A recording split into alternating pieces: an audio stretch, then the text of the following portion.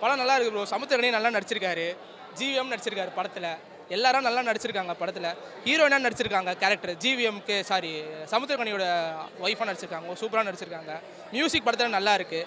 வர கேரக்டர்ஸ் எல்லாமே வந்து எல்லாருமே டைலாக் இருக்குது. எல்லாருமே வந்து ஒரு ஒரு மொத்தமாக 40-45 பேர் தான் இருப்பாங்க. மொத்தமாக எல்லாம் நல்லா நடிச்சிருக்காங்க.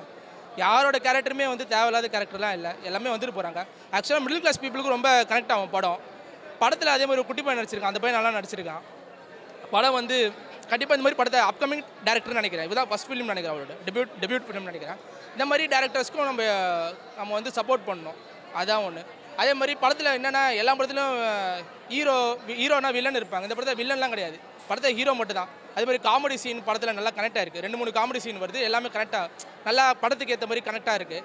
அதே மாதிரி த்ரில்லரும் கிடையாது. அதனால் வில்லன் இல்லைனாலே தெரியும் ஃபீல் குட் ஃபிலிமாக தான் இருக்கும்ட்டு. அதனால் வில்லன் இல்லாத படம் நல்லா இருக்குது. எல்லோரும் வந்து பார்க்கலாம். இந்த மாதிரி படத்தையும் மக்கள் வந்து என்கரேஜ் பண்ணணும். அவ்வளோ. இது மிடில் கிளாஸ் பீப்புளுக்கான படம் தான். எல்லாருமே நான் கனெக்ட் ஆகும். நல்லா ஃபேமிலியோடு கூட்டு வந்து பார்க்கலாம். படமாக ரொம்ப நல்லா இருக்குது ப்ரோ. மிடில் கிளாஸ் எமோஷன்ஸ் எல்லாருக்குமே வந்து ரொம்ப நல்லாயிருக்கும். இது நல்லா இருக்குது, அது நல்லா இருக்குன்னு சொல்ல முடியாது. படத்தோட கதை வந்து என்னென்னா மிடில் கிளாஸ் எமோஷன்ஸையும் காட்டியிருக்காங்க. பணத்தினால நம்ம ஃபேமிலி டைமை மிஸ் பண்ணுறதையும் காட்டியிருக்காங்க. ஊர் விட்டு ஊர் போய் எல்லாம் வேலை செய்கிறாங்க இன்றைக்கி நிறைய பேர். அங்கே நடக்கிற விஷயங்கள்லாம் காட்டல, பட் கனெக்ட் ஆகும் அந்த மாதிரி நடந்தவங்க எல்லாருக்குமே. ஆடியன்ஸ்லாம் மஸ்ட் வாட்ச் பண்ணலாம் ப்ரோ. சப்போர்ட் பண்ணலாம் அந்த படத்தை. நல்லா பண்ணியிருக்கான் ப்ரோ. அந்த பையன் குட்டி புலின்ற பையன் பண்ணியிருக்கான். நல்லா பண்ணியிருக்கான். ரொம்ப படம் நல்லா இருந்துச்சு சார். ஃபேமிலியோடு பார்க்குற மாதிரி படம் நல்லா இருந்துச்சு. கடன் வாங்காமல் வாழ எப்படின்ற அந்த நல்லா தெளிவாக காட்டியிருப்பாங்க. ரொம்ப நல்லா இருந்துச்சு படம். எல்லாரும் பார்க்கலாம்.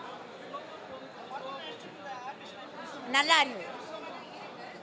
இது கார்மேனி செல்வம் படம் பார்த்துட்டு வரேன். படம் பார்த்திங்கன்னா ஒரு மிடில் கிளாஸ் ஃபேமிலியில் நடக்கக்கூடிய பிரச்சனைகள் பற்றி தான் அந்த படம் இருக்குது.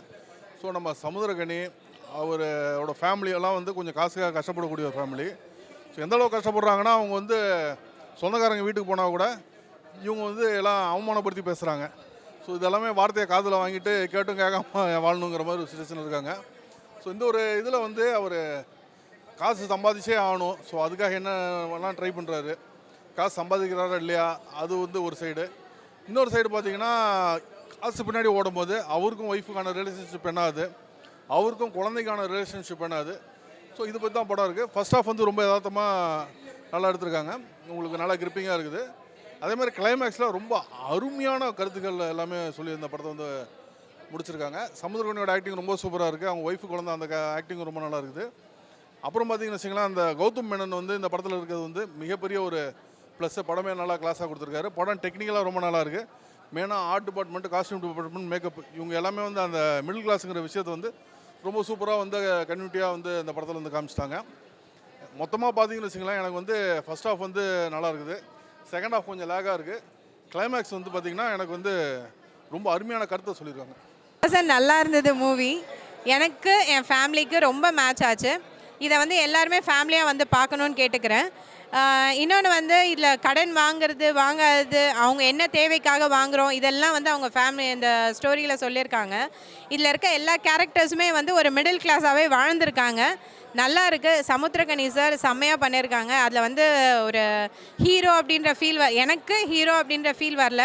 ஒரு மிடில் கிளாஸ் ஃபேமிலி மேன் எப்படி ஃபேமிலியை ரன் பண்ணுறாரு அப்படின்றது இதுவாக இருக்குது. இந்த மூவியில் எந்த குறையும் சொல்கிற மாதிரி இல்லை. ஆனால் மூவி கொஞ்சம் ஸ்லோவாக போகுது. மற்ற மூவியோட கம்பேர் பண்ணும்போது கொஞ்சம் ஸ்லோ தான். ஆனால் 100% நல்லா இருக்குது. கண்டிப்பாக எல்லோரும் ஃபேமிலியாக வந்து பார்க்கணும். தேங்க்யூ. ரொம்ப நல்லா இருந்தது. நீங்கள் படத்தை வந்து ஃபேமிலியாக போயிட்டு பார்க்கலாம். எங்களாமே சின்ன பசங்க வந்து இந்த படத்தை பார்த்தாங்கன்னா அம்மா அப்பா எவ்வளோ கஷ்டப்படுறாங்க அவங்க புரிஞ்சுக்கிட்டாங்கன்னா அம்மா அப்பா எதுவும் அடம் பிடிக்க மாட்டாங்க.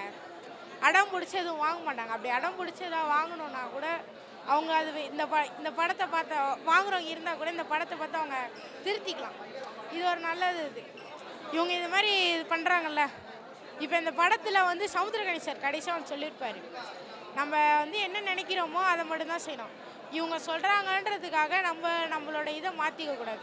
இவங்க சொல்கிறாங்கன்னு கடன் வாங்கி எல்லாமே செய்கிறத நம்ம மாற்றிக்கூடாது. நம்ம என்ன நினைக்கிறோமோ அதை செஞ்சுட்டு போவோம். வாழ்க்கை